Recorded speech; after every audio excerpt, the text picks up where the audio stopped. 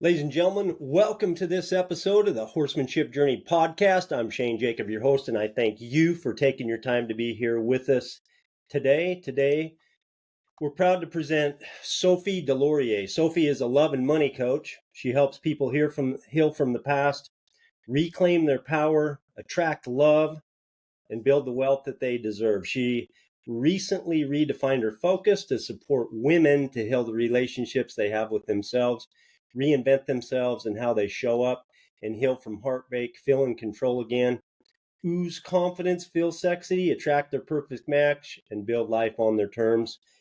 I think what you have is going to apply to men and women today. Sophie, thank you so much for taking your time to be with us today. My pleasure. Thank you for having me. I'm excited to be here. Right on. Well, let me just tell you this. I read your introduction and your letter when you reached out to us, and usually I skim those things, and when I read it from the first word to the last word. I was taken in with your story, and I'm taken in your story because it has your story has a lot of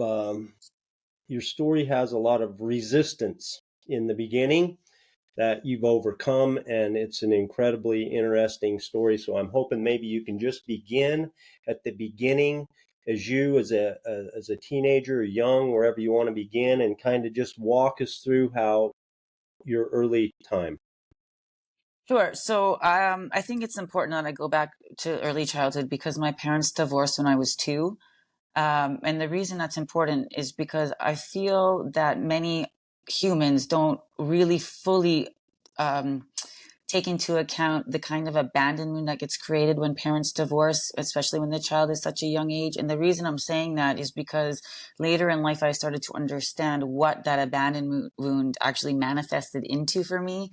And so while we could start at my teenage years, I think that that's a really important piece, just to preface the whole context of what we're going to talk about today.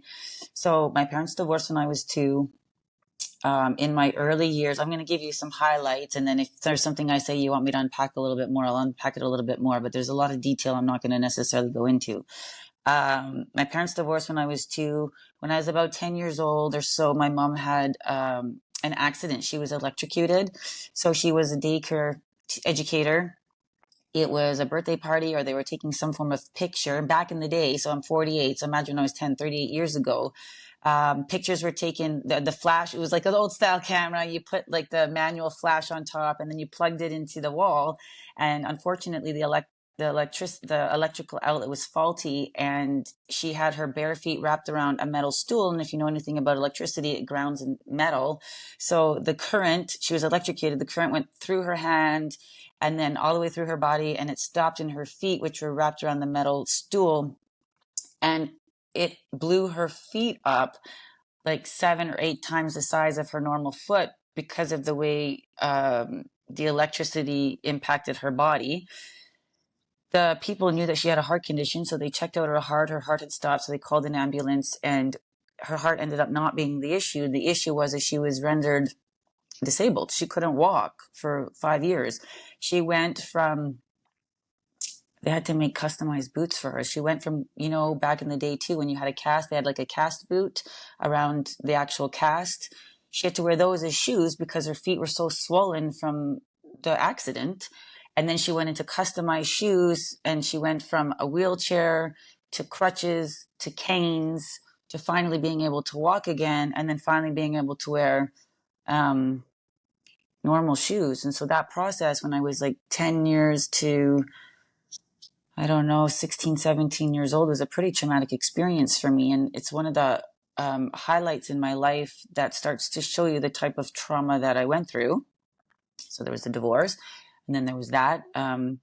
Then my father was not in the picture for most of my life. We had short visits 1 or 2 times a year, but there was a long period of time between the ages of like 9 and 16-ish or so, or maybe it was more like 13 to 19, something like that. My memory is a little foggy now, where he was just not in my life And my mom had remarried. She married an abusive alcoholic. So there was that was going on in the home. And then I went to university about like a normal person, around 18, 19 years old. So I started working full time when I was 13.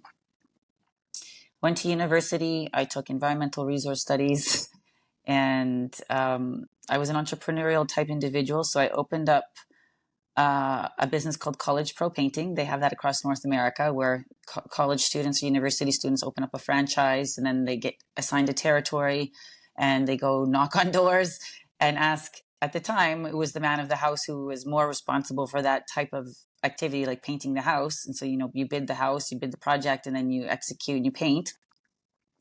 It all sounds fantastic, except for with this type of franchise model, I started about $10,000 in debt, and I was already an OSAP child at that time because my parents didn't have the money to put me through school. So I had an OSAP loan, and then I was ambitious and entrepreneurial. So I started this business, and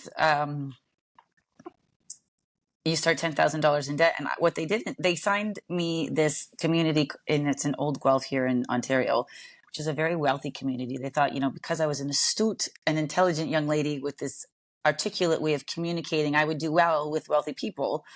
Oh, what they didn't know is I was afraid of heights. So these old Victorian 4-story homes posed a little bit of a challenge for my fear. And I felt I felt inadequate because I came from very humble beginnings. And then so now we're putting me into these homes with these wealthy people where I feel not good enough and I'm afraid of heights. That wasn't really a very good fit for me. And I remember these clients, the men of the house, would want me to climb a ladder to check out their soffits to see if the soffit was rotten or not, to determine whether it needed to be replaced before it needed to be painted. And I was just like, you want me to do what? So I got smart. I hired a professional painter, and then he would bid the job for me so that I knew what my fixed cost would be. And then I would go to the principal in the home, mostly the men, and I would upsell from there. And then I had a fixed cost, and I would know what my margin would be, how much money I was going to make. And then that's how I pulled myself out of that situation. But that was a challenge. Went through university.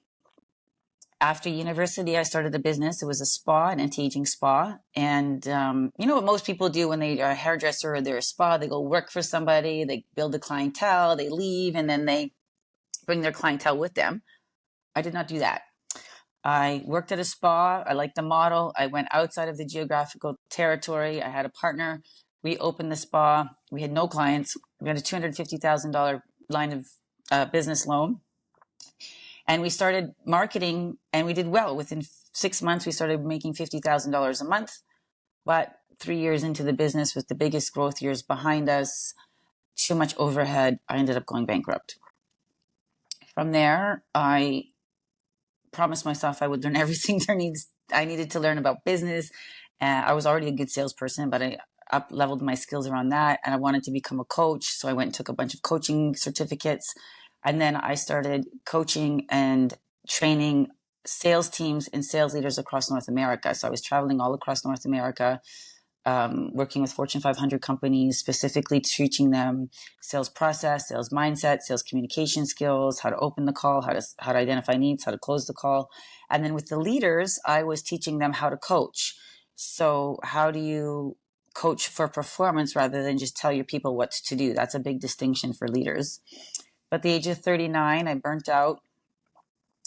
I was, I ended my consulting, one of my big consulting jobs finished. I ended it there. At that time, I was married. I was married about 18 years or so.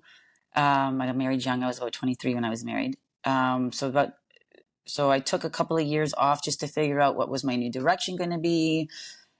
And I had these big existential questions like, is there more to life than making money? At the time, my ex-husband and I had built a multi-7-figure business. We were doing well.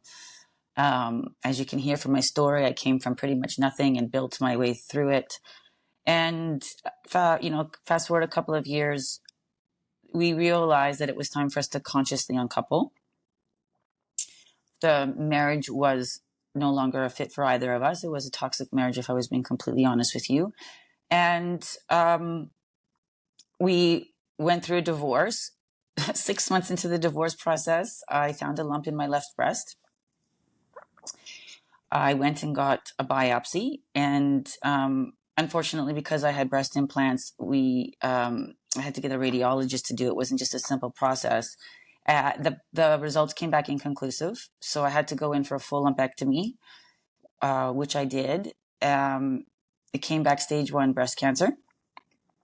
At this point in time, I was 42 years old, and I had repartnered and fallen deeply in love with a younger man, and was scared, to be honest with you. I didn't fully know what my treatment protocol was going to be. They needed to send a sample of my my lumpectomy to the States to figure some stuff out. And I can remember when the results came back, I was not a candidate for chemo, but I was a candidate for 25 radiation treatments and 2 years of tamoxifen at the age of 42. And the gift that cancer gave me is I had the opportunity to really reprioritize what was important to me in my life. And so I was asking myself, like, what do I want? And something I wanted but suppressed for a very long time was the desire to be a mother. At 42, I had less than a 5% chance of getting pregnant because of my age. I was considered a geriatric woman, unfortunately. But, I get it. My eggs, there's just a shelf life to your eggs. And yes, it's totally possible to get pregnant in later life. But let's just be honest, it's not probable. Possible, but not probable. So I asked the doctors, and I think it's really important for anybody who's going through this type of diagnosis. Like, when you get told you have cancer, it's one of the most scariest things that I think a human being could hear, because you think about the food chain. Disease and weaponry are the two things that gets humans. We're pretty much at the top of the food chain until you're told you got cancer, and then it's like you face your mortality. So I asked the doctor, and this is, your brain just doesn't necessarily connect the dots. It's not so easy to ask questions. It's not so easy to process information when you're in that level of fear. And I'm lucky, I'm strong, and I have the background that I have, and I know how to ask tough questions. So I said to the radiologist first, if I choose not to do radiology, what are the chances the cancer comes back? They said, well, you're young. I was 42. Women live to their 80s. There's a chance cancer could come back just because of the amount of years that I had left. And so that left me with a 30% chance that the cancer could come back. And if I did radiation, it would reduce the chance of cancer coming back by 15%. To be honest, I really didn't think this was a big decrease in chances. So I said, what if I change my mindset? I change the way I eat. I change my lifestyle. I change a whole bunch of things. She said, we don't take that into consideration. And she actually just walked out of the room. So I went back to my oncologist, and I was just like flabbergasted, to be honest with you. And I said, what are the chances the cancer comes back systemically if I do nothing? And he says, well, Sophie, that's a completely different spreadsheet. I said, well, could you please get that spreadsheet out? Because I'd really like to know what my chances are. And he pulls the spreadsheet out and he says, okay. He says, if you do nothing, you have an 89% chance cancer does not come back systemically in 5 years. It goes down to 82. 5 years after that, it's going to go down to this and like this. I said, just hold up. You're telling me if I choose to do no treatment, I have an 89% chance that cancer doesn't come back, and then every 5 years it goes down by a certain number of percentage. He goes, yeah. And I said, and you're telling me if I do treatment, it's going to reduce my chances of the cancer come back by 15%. He said, yes. I go, I'm so sorry, but am I crazy to think that I have pretty good odds here to bet on myself? Like, if I have an 89% chance it doesn't come back and I completely change my lifestyle, my habits, my behaviors. He goes, Sophie, I will back you up on that one. I said, okay, because I want to have a baby. He said, to be honest with you, with your type of cancer, having a baby is going to increase your estrogen, which is a risk for the cancer to recur. We have to have a conversation about what we would have to do if you were a pregnant woman and the cancer came back. And I said, I'm willing to take that chance. I lived a pretty big life. I had a house in Miami. I used to drive around in Lamborghinis. I had a 10-house portfolio. Like, I lived a big life. Like, there's nothing else I want than to have the opportunity to be a mother. So 8 months after my lumpectomy, My partner and I tried for a baby. We got pregnant our first try. I now have a 3.5-year-old son. I just passed my 5 years cancer-free in May of this year. And I got back into mentoring and coaching again because I know the difficulty it is to leave a toxic marriage, to get divorced after 18 years, to look at cancer in the eyes, and to follow your heart. And I had a real life reminder of you can either follow and choose your fears in life, or you can follow and choose your dreams in life. And whichever you choose is going to come for you. And so you put your intention on your fear, or you put your intention on your dream. And that's where I'm at. Sophie, let me interrupt you. That it's just that is so incredible. There's one piece that I read about that, and that was that you slightly mentioned early on that your mom remarried an abusive alcoholic, and you also I believe that you were going from women's shelters, and Yep. so I mean you had to have experienced so much fear as an early teen in your teenagers, as a teenager, and then bankrupt, and then divorce after 18 years, and then now this cancer scare, which I mean, like you said, I mean, what is more besides a weapon in cancer? What is going to take us down? And now here's cancer looking you in the eye. I just, it had to be so chaotic and so like emotion packed filled, this Yeah. decision of when like death is looking you, you're living this big life and death is potentially looking you in the eye. I wonder if you could just talk a little bit more about how you derived at the decision, a little bit more of like the things that you experienced previously led you to make that decision. And then I wonder if you talk a little bit more about that. The decision to not do treatment. Yeah. So I started doing personal growth and personal development with a company called Landmark Education back in 2003. So more than, 20 some odd years ago. Human performance has been my passion. Taking radical responsibility is something I was used to doing since I was 20. I knew I had a say. I knew that I have a partnership with the universe. And I knew to bet on myself. I also read a book. I think my future self put it into my pathway when I was younger, called You Can Change Your Brain by Norman Doidge. And I read how people were healing themselves of blindness. And I'm like, if somebody can heal themselves of blindness, I can do this with cancer. People are healing themselves every single day of radical illness. And so I believed that it was possible. I didn't need to be certain. I just needed to know it was possible. And the possibility of it was enough for me to put all my intention towards that. And I just pulled for that. I got in alignment with that and I pulled for that. And I was okay if my cards would have gone different.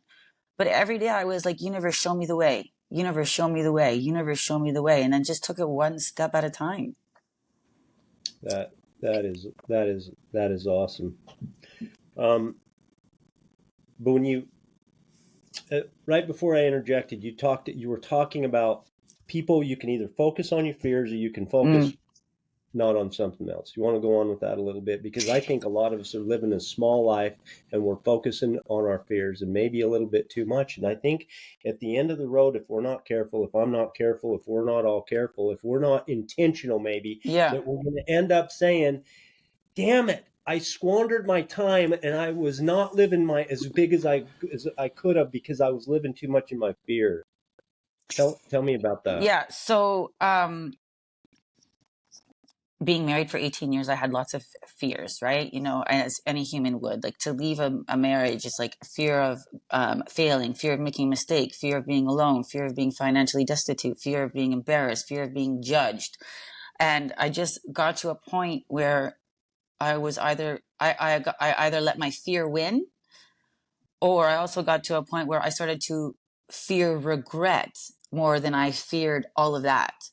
And I wanted the opportunity to know myself as somebody who went for the full life that I came here to get. And that life I was living was something I wanted when I was young, and it's a lot of what society tells you is what success looks like. You know, you make your money, you get your big house, you build your real estate portfolio, you drive around in a fancy car. Like those were all the things that were programmed into my mind. And so like I was conforming to what society told me would make me happy or successful. And when I got there, it was my, like that wasn't happy for me. And I started to want to know that I could follow my heart and try something different. And I had the courage. I made the decision. My life is not going to go this way anymore. And I had the insight, the foresight to look into my future and see what was going to be there for me if I didn't make a change. And so I didn't want that. And I was young enough to have a completely different life. I still had time. And I wanted to give that to myself. And so I took the leap of faith and I made the jump.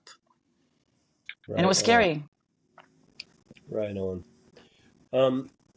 You talk a little bit about reclaiming your power and the gifts that you can get from reclaiming your power. Tell us about that. Well, I think that for most of us, we give our power and we don't know what we're giving our power away to. We give our power away to our thoughts, our fears, our doubts, our insecurities, the way society has conditioned us to live. You know, this thing called gender roles, like that's a conditioned social construct that just causes a lot of women to have anxiety. The anxiety leads to inflammation. Inflammation leads to autoimmune diseases and, you know, also cancer. So, we have to start to realize that the only force that's going to give us what we really want in life is ourselves. And that's about taking the power back. Stop letting our fears win. Stop letting our thoughts win. Stop letting our doubts win. Stop letting our insecurities win. And actually be in the moment, making a conscious decision moment to moment, a conscious choice moment to moment that lines up to the future that you really want. Otherwise, we're going to live a life by habit, not a life by design, a life by programmed, like by society's programming, rather than a life on our terms. Right on. What about this emotional regulation? What does that have to do with our personal power? So we get triggered in life as human beings. You know, your parents are probably one of the people that trigger you the most. Your children are probably one of the people that triggers you the most. And it's like this. Okay, so when somebody goes through a divorce, it's emotional chaos. And if you are unable to regulate your emotions, that version of you who's in emotional chaos is going to lash out, become defensive, be blaming, have a victim mindset. It's not going to show up great at work, not going to show up great in the relationships, not going to show up great when you're trying to attract new love again. So the more you can regulate your emotions, you are in control. Not you. You have your emotions. Your emotions don't have you. None of us want to show up like a 5-year-old throwing a temper tantrum in life. I don't believe that. It's just our emotions can be so overwhelming that we can't manage ourselves. So we show up in a way that's explosive. And then we go into a guilt and shame cycle, which sucks. And it's not good for our health. Talk more about that guilt and shame cycle, because we all, men, women, and I mean, guilt and shame is just a part of this deal. So, I mean, what advice do you have for people that were experiencing a lot of shame and guilt? So, okay, I'm going to talk to shame first. So, I held a lot of shame when I left my marriage because there's just so much stigma around the divorce and leaving a marriage and failure. I had shame around coming from a humble beginning of a childhood. I had shame around those sorts of things. When you can own your shame, you have your power. Like, who's to say that I'm a failure because I left an 18-year marriage? That's so ridiculous, right? But it's a modern thought. So I own my shame. I chose to no longer live a life that wasn't making me happy to make myself happy. There's power in that. So you choose if you are following societal standards or you're living life on your terms. Societal standards is going to make everyone feel like shame, in my opinion, but you're living on your terms. You have your power back. Guilt is one of the most useless emotions to experience because it's going to keep you in a disempowered state. That's going to keep you giving your power away. Guilt is going to keep you small. So the moment you can acknowledge that you showed up like a 5-year-old, It's not the way you want to show up, and you can get into communication and own it and repair the relationship with whoever you lashed out on. You take your power back, and then you start to learn how to regulate your emotions so that the next time you're triggered, it doesn't occur the same way. Like the same story doesn't play out in the same way. You take your power back, because I don't believe as humans we want to be showing up and being guilty and shaming ourselves for it. There's the way you're being shamed by society, but then when you show up a way you don't want to, you shame yourself. That energetic angst from guilt and shame in the body creates anxiety. Anxiety is the precursor to inflammation. Inflammation leads to all the autoimmune diseases and cancer. So guilt and shame are emotions that are going to make you sick. So stay out of those emotions. Right on. I love your passion. I could ask you so many questions. We could go on for such a long time. It's amazing. You have a program, and I think it includes 6 modules, if I'm not right, 6 pieces of it. And I've used up a lot of this time that we've had here today with your story, where you come from, your perspective, which I think is extremely important. And you've talked a little bit about the transition, but the thing of it is, Sophie, I really don't think a lot of us can really visualize and see the other side. And Yeah.